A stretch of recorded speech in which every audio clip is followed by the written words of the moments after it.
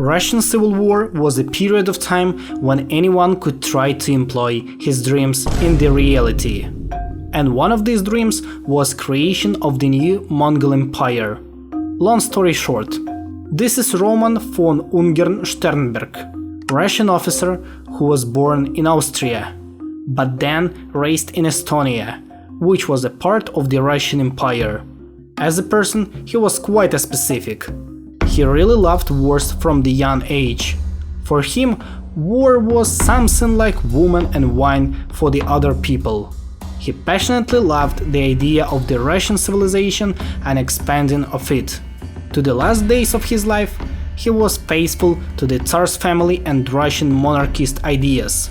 He didn't like the Western civilization and saw Russia not as a European civilization, but as a huge Eurasian project.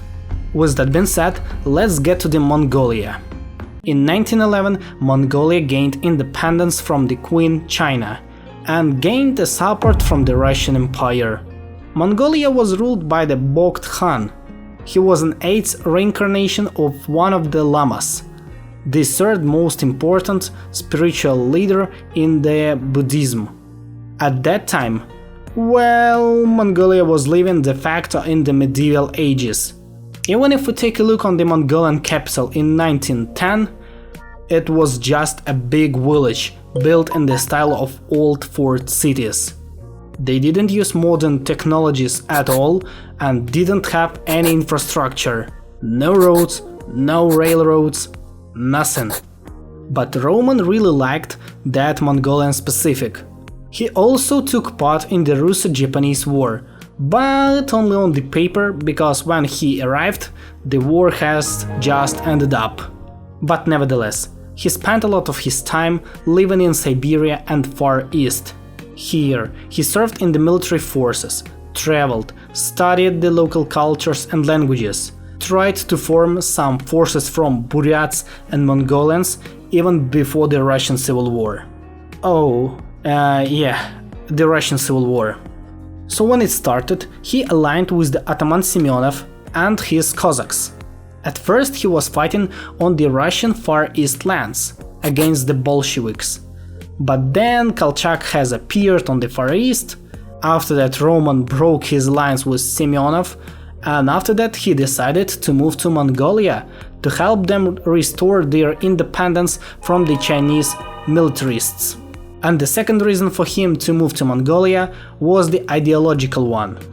From February 1921 till August 1921, the real one Mongolia was re-established with the Bogd Khan as the leader of the state. Roman also took part in the different reforms, starting from the healthcare and right to the military reforms. In his plans, Mongolia was only the first bastion of the new state. At first, he wanted to liberate Far East and Siberia. After that, gather more forces and move right to the Moscow and Petrograd to re-establish the Russian Empire. And on this basement, build a new Eurasian civilization. In his plans, we can also find uniting with the Central Asia, Afghanistan and China with Tibet. Okay, plans are great, really. But what did he have in fact? He was fully supported by the Bogd Khan and the 13th Dalai Lama. Dalai Lama claimed him as a defender of Buddhism. He also had a support from the Mongolians, Buryats and other local citizens.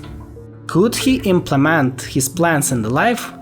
I don't think so, but I guess that he could live longer if he decided to move and liberate China from the Kuomintang instead of trying to fight against the Bolsheviks, who didn't actually have a huge interest in Mongolia.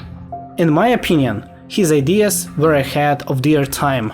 In the nowadays world, we see more and more discussions about Russo-Eurasian civilization, building Russia on the base of this Eurasian civilization.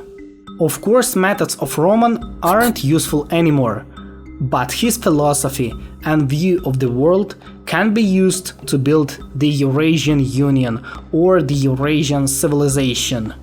All great projects starts from being just a crazy idea, and step by step they move to become the fundamental ideas and basis of something great.